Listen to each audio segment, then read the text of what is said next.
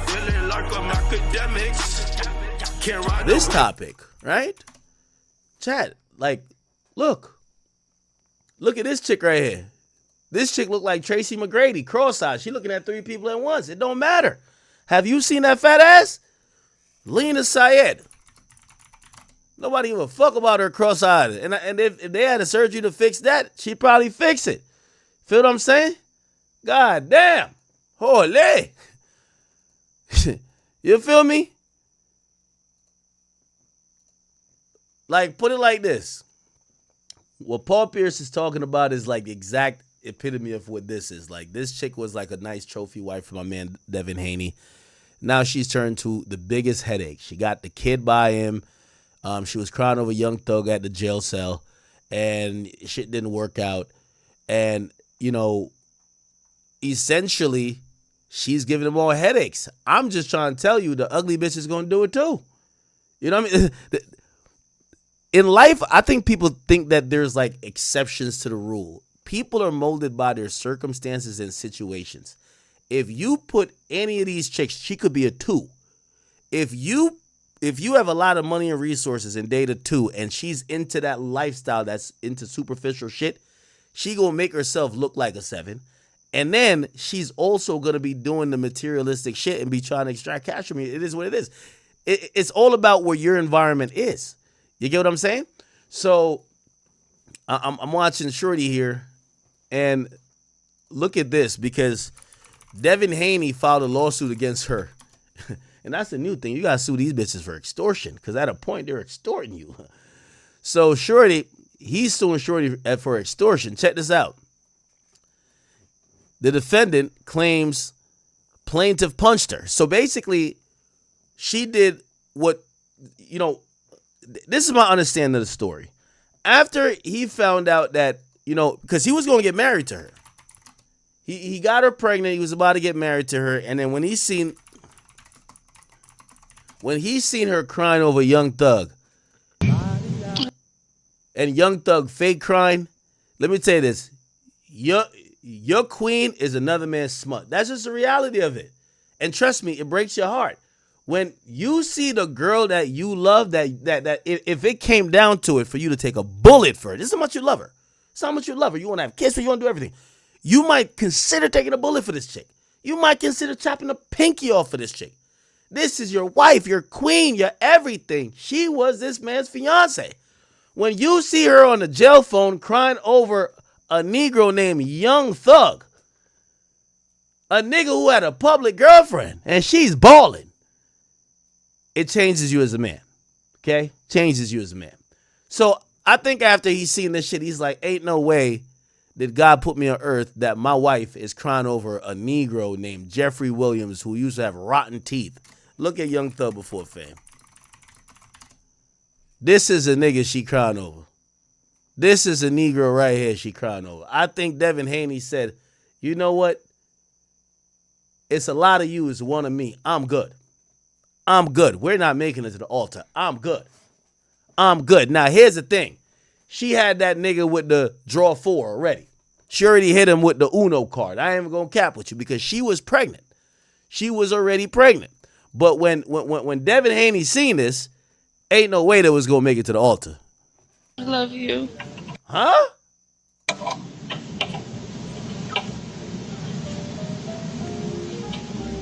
Do you? Do you? He said, do you? I love you. Diabolical, Chad. Everyone knows this. Your husband never knew this? Wait, what you mean everybody know it? Your future husband never knew you love that nigga like that. Your future husband never knew you love that nigga like, what you mean? Everyone knows it. Who's everyone? Chat, I'm not messy. This is true. Nigga, let me tell you this. Sometimes you gotta see your queen in the act. Pause. Not on some Adam 22 shit. But you wouldn't believe it until you saw it. You wouldn't believe it. Like, somebody came back and be like, man, I ain't gonna lie, man. Man, I seen your girl up at that Fulton County jail crying, telling Young Thug she love him. I guarantee Devin Haney be like, man, she ain't do none of that shit, man. That's her friend. When he see this in 4K, oh, hell nah, this ain't my bitch. I'm good. That's why he left her. Come on, bro. You know that's why he left her. Can you please start calling me again? She free. Devin Haney free. And she's begging a nigga in jail to call her.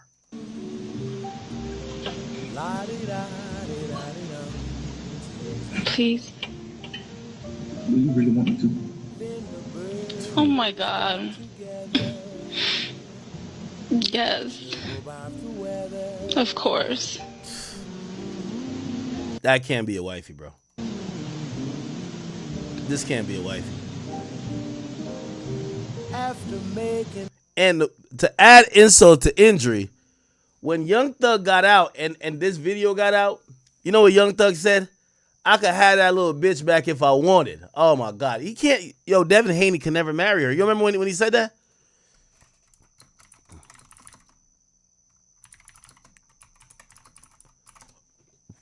He literally, look. This is, you can't even, look at this. Here you go. Man, me and Twin was talking, hold on.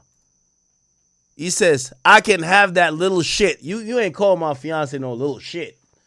Little shit? Little dookie? Hell nah. I could have that little shit right now if I wanted it. But she been pushing P harder than niggas. That's the twin. Yite. Hell out of here. So that's why Devin Haney left her ass, right? Like, all right, this is over. So since he left her, she did what every girl does.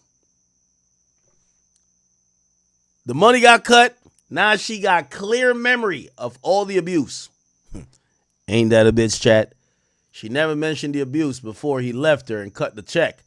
Once the money stopped getting paid, she had the clearest, I can see rain. Yo, she had the clearest visions of when he used to beat her ass, right? So she filed a restraining order for the kid and shit, and she alleged that he used to beat her up. So now he's suing for extortion. He says, defendant claims that the plaintiff punched her in the stomach on February 11, 2024 while pregnant. Yet after that date, the defendant continued to accompany the plaintiff. The plaintiff's Devin Haney, and the defendant is Leena Sayed. She continued to accompany him on multiple international trips, including Paris, Brazil, and London. She went on a whole fucking world tour with him, with no indication of abuse or injury, and she did not report the alleged incident at the time to the cops, and she got no medical reports either to corroborate her claims. Then Haney says this: despite presenting herself in a domestic violence restraining order proceeding as a devout religious, you know these hoes get real religious when it's time. Religious and concerned about her child's safety, the defendant regularly consumes alcohol, including while pregnant and while caring for the minor child. The defendant drank heavily, regularly consumed martinis, and once even posted on social media a photo juxtaposing a baby bottle and a martini bottle with the caption, "This is balance." The plaintiff is informed that and believes that the defendant alcohol impairs her judgment and creates a risk for the child. Chat, didn't I tell you 80% of these new age women, they're alcoholics, man. I keep telling y'all. All right? And their alcoholism is not even on some, I'm just drinking to get drunk. They're drinking to fuck shit up, beat you up, crashing out type of shit. You get what I'm saying? C, acts of violence against third parties. So on or about February 11th, 2024, during a Super Bowl weekend gathering in Vegas, while intoxicated, she violently assaulted another woman, striking her in the face with a cell phone. The victim sustained visible injuries and required stitches. The plaintiff then paid for medical treatment to avoid a police report and to protect the defendant. The defendant DVRO application omits this incident entirely, though it occurred the same night she now claims plaintiff was abusive. Okay. Physical assault of the plaintiff's assistant. In a separate and unrelated incident, the defendant, Leena, struck the plaintiff, Devin, personal assistant, who they're going to call CB, over the head with an object after irrationally accusing her of being romantically involved with Devin. The assistant required medical attention, including stitches. The violent conduct further reflects the defendant's pattern of uncontrolled, jealous, and aggressive behavior. Okay. But there's more. Defendant's constant harassment of plaintiff and pleas to defendant to return to the relationship. Despite the defendant's claim that she fears Devin, Leena directly calls and sends text messages, initiates video calls by FaceTime, and sends messages to plaintiff through third parties, and in some instances using anonymous message services. By way of example, the defendant, as recently as a week ago, texted this to Devin Haney. You know you missed this damn pussy. I love you, and I want my family back. That's all, that's all. Tell me what you want.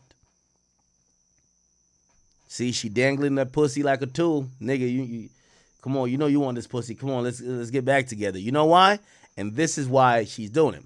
Says the defendant conduct demonstrates a pattern of using threats, manipulation, and false accusations to gain financial and legal advantages. When the plaintiff refused to increase her monthly allowance from $11,000 to $15,000, which, by the way, yo, Devin Haney, I hope you realize from this goddamn Diddy lawsuit, bro, you was overpaying her. You overpaying her, Crody. 50 baby mama was taking 10 bands, and she was doing freak offs. Okay, multiple of them all the time. So you was paying $11,000 for what? It said when he wouldn't upgrade the money from $11,000 to $15,000 a month, she cut off access to their daughter, and the plaintiff responded by ceasing payment. At which point the defendant filed the restraining order. So when the money stopped, the restraining order started, and made a public social media post portraying the plaintiff as an absentee father. Despite the defendant's claims that she fears for her safety, she continued to voluntarily engage with the plaintiff, request money, agreed to visits, and made no contemporaneous reports of the abuse now alleged. On multiple occasions, plaintiff's visit with the child were conditioned on monetary payments, with the defendant effectively leveraging access to the child as a financial weapon. The misuse of the judicial process to assert knowingly false allegations of abuse and her attempt to weaponize the court for personal gain constitutes not only abuse of process, but a pattern of civil extortion. Her actions have caused the plaintiff reputational harm, emotional distress, and economic damages. Wow. So they're saying that abuse of process, emotional distress, and civil extortion. That's how it goes. That's how it goes, man.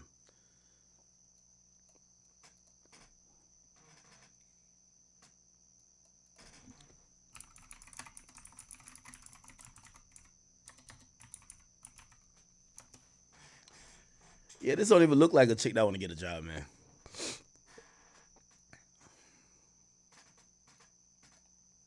I mean, she do look good, though. Still. But this is why Paul Pierce saying get you a 4 or 5. Because a chick like this, she's hell. Hell. Anyway.